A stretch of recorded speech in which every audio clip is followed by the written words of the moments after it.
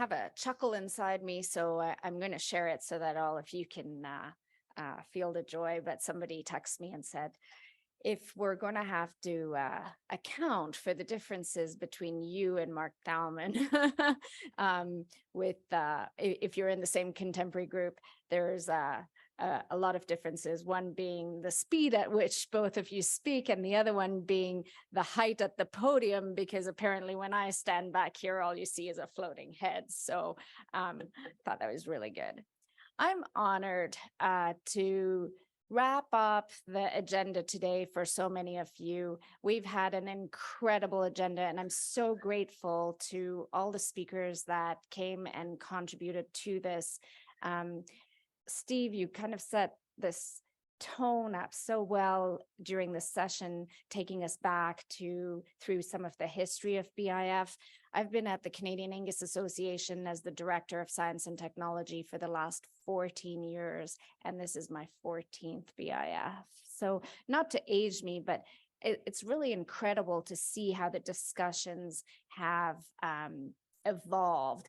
And Steve mentioned this, the bat in baseball hasn't changed in his analogy, but our bat is changing continuously. And that's my passion through my job at the Canadian Angus Association, that we make sure that we develop the best bat for our members to use to drive their genetic improvement. So I'd like to tell you a little bit about some of the evolutions that we've been working on with our partners in industry. So the first project I'd like to tell you about is our high immune response genomic evaluations that we've adapted for Canadian Angus cattle and American Angus cattle. And you heard a little bit of background about how useful this has been in the dairy industry in Mike's presentation. And this is a continuation of that. It's an example of learning from other industries and addressing some of the variables or some of the constraints that we're seeing in the beef industry, something a little bit more complex, but maybe more economically relevant and socioeconomically relevant than some of our more traditional traits. So there's a lot of benefits to addressing health and disease resistance in cattle. And I could have made this slide a lot more busy and added to this, but the amount of benefits that you could articulate for addressing health are just numerous. From a producer perspective, there's production loss and costs of treatments.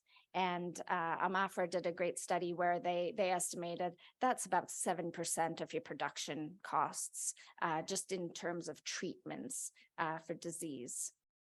From a consumer perspective, and we really want to keep this in mind, the consumer is calling for increased animal health and welfare. They're concerned about our use of antibiotics. And this is an option, an opportunity for us to address that.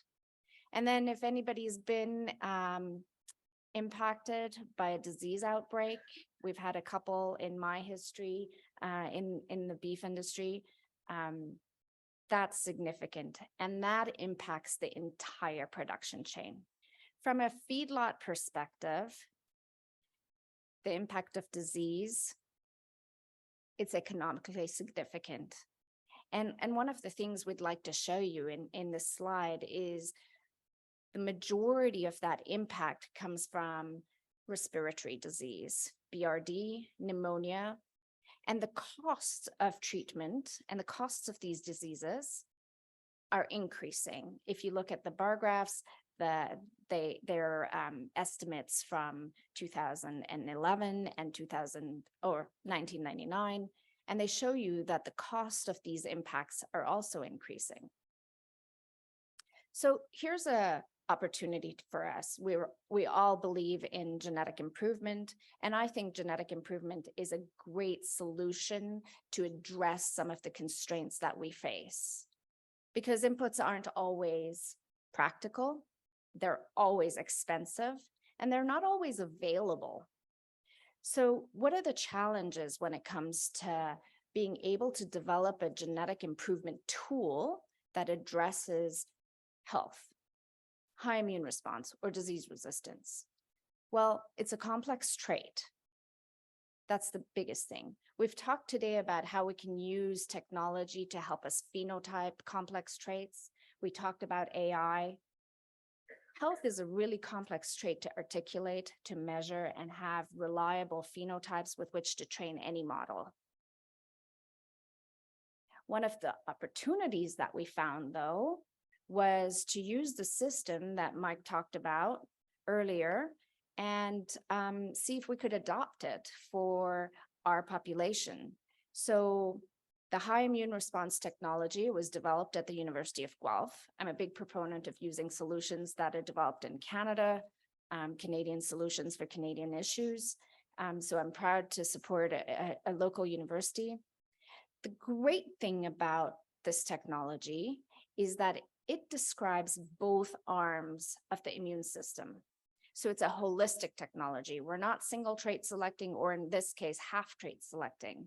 We all know that the immune system comprises of two arms, antibody mediated and cell mediated, and you really want a phenotype that describes both arms of the immune system so that you're not selecting accidentally for animals that are better at maybe resisting viral infections, but then forgetting about bacterial infections and parasitic infections, because the way that we protect ourselves and the way that animals protect themselves from these different kinds of pathogens is different.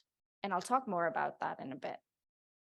So the HIR technology was implemented in dairy by CEMEX in 2012 with excellent results. You heard about that earlier from Mike, and their estimates of heritability are really well. They're really good, and they're really positive and encouraging. They're very similar to some of the other traits that we select for and that we've shown genetic progress for. So this is really maybe a great opportunity to address something like disease resistance in our population. So here's some of the advantages or benefits that they saw in dairy. If you look at the top bar graph there, you have high immune response animals in the dark green and low immune response animals in the orange. And what we've charted here is incidence of disease. And you can see that there's about approximately 50% less incidence of disease in high immune response animals in dairy. You have increased milk production. You have better quality of milk as well as colostrum, less mastitis infections, so less requirements for antibiotics, increased consumption rates, and better responses to your commercial vaccines. This is a good news story in so many ways, socioeconomically, environmentally. This is such a good news story. So we developed a project, a research project titled Translating the Immune Response Test for Angus Cattle. Steve Miller at that time was at AGI and led that.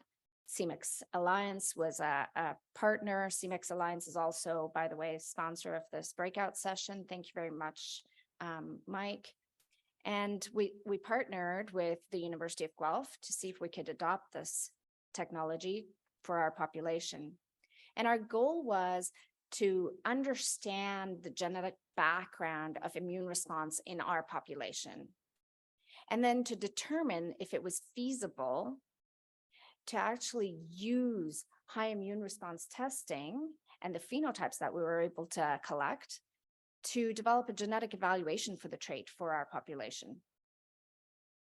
Now, I told you that immune response is complicated and there's two different arms to it, which means the protocol for the test is complicated and long. And you know what? That didn't deter our members at all. When I called and said, hey, can I come to your place and test your animals for high immune response? It's 3 days through the shoot. I'm going to take blood samples for 2 of those days, and I'm slow. No problem. Our members said, sign me up. And some of them were nominated, and you'll hear about them today, how much they are so willing to support research and development like this. So I'm really, really grateful to them. We couldn't have done it without them. So 3-day protocol, we look for antibody response as well as cell-mediated response. It's a lot of work, but we tested over 4,000 animals. And I'm just going to show you some preliminary results. These are very preliminary. Please recall that they're based on 4,000 animals, but what we saw was so encouraging, and we learned so much from this project. So estimates of genetic parameters. With just the data that we've collected so far, our estimates of heritability for AIMer are 0.25, for CMER 0.12. And what's very interesting, those are the colored numbers, is the genetic correlation between the two. Do you remember when I said it's really important when you're looking for a solution to a problem, A, to remember genetic improvement is probably a really good option, B, to make sure you're defining the trait correctly, and that what you're picking is a really good test. The two arms of the immune system are not genetically correlated. So you really, really want a test that defines both, that measures both, because measuring one is going to lead you astray. So we genotyped all the animals that we measured, and we did a bit of a GWAS. And when I say we, let me preface this. This is a team effort, but Shannon Beard, can you stand up and wave to everybody?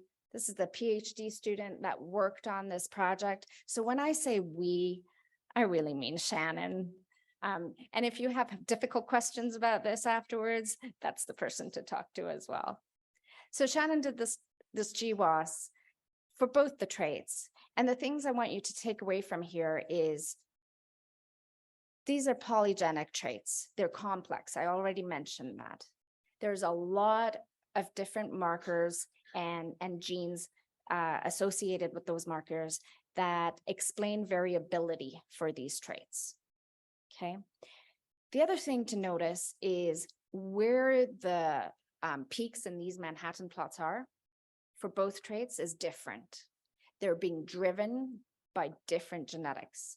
And Shannon plotted these in terms of biological process, because to me that really is easier to understand than a Manhattan plot. And what's important to take out of this really busy slide is that the SNPs that were informative are associated with biological pathways that do impact immune response. So that's good. That tells us what we're testing for isn't confounded. It isn't something like a false positive. It actually is, we are measuring immune response. The other thing it tells us is there are different pathways. And again, articulating that we do need to measure both things. Those 3 days, we can't cut one of them out. We do need to measure both things separately. So briefly, we found significant variation in our population. And that's, the 5 rules of genetic improvement. Can you really do it? One of them is there's got to be variation in the population for you to be able to move that population forward. So we found that there was. Estimates of heritability were pretty moderate, and that was encouraging, okay? The next thing is we've confirmed.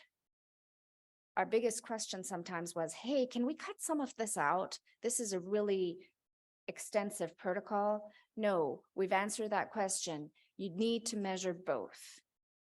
So that was good to confirm.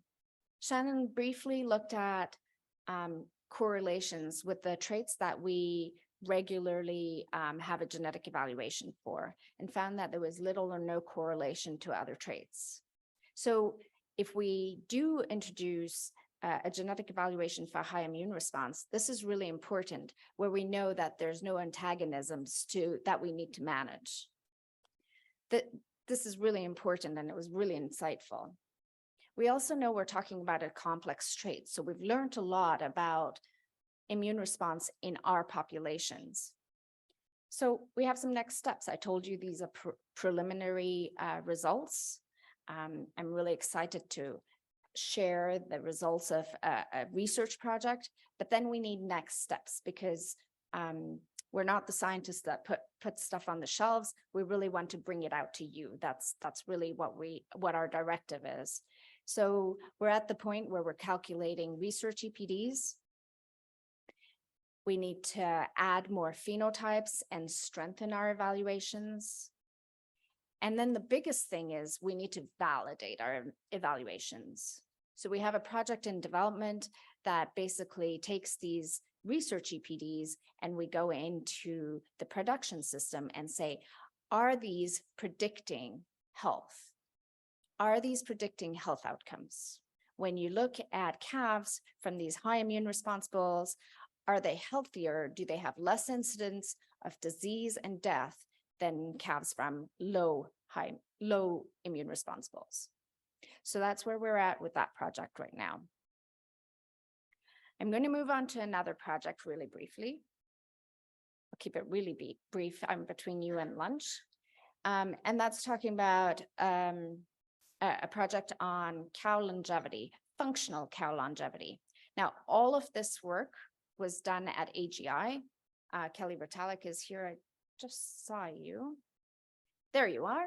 And Andrea is here and can answer any of your questions in regards to this. These are slides from AGI. I'm just get to be the one that speaks to them, but this is a team effort and I want that to be really clear.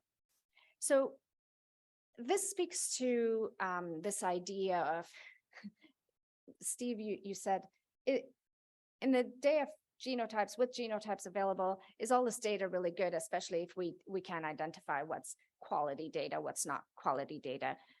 And our members who are here, you might maybe cringe when I call you.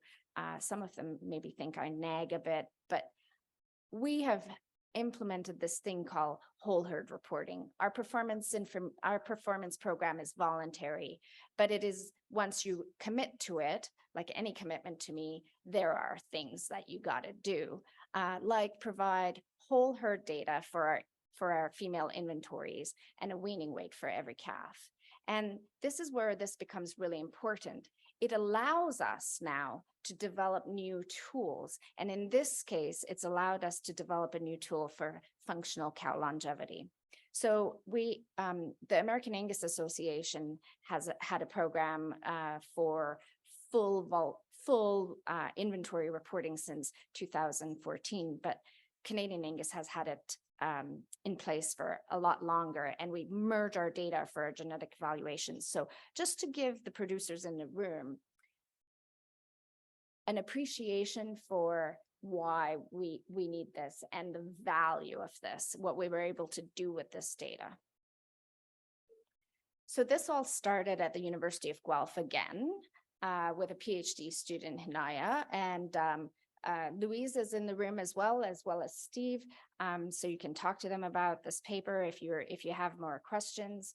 But basically it was to look at, can we develop a prediction for how long a cow stays productive in a herd?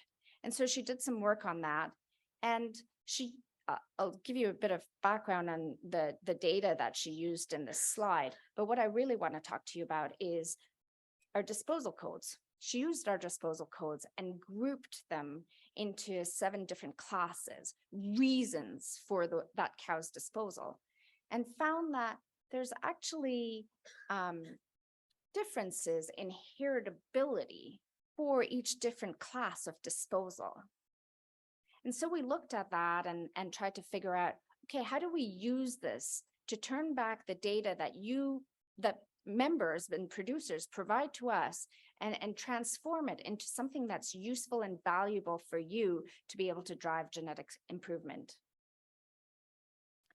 And so Hinaya estimated heritability for these disposals.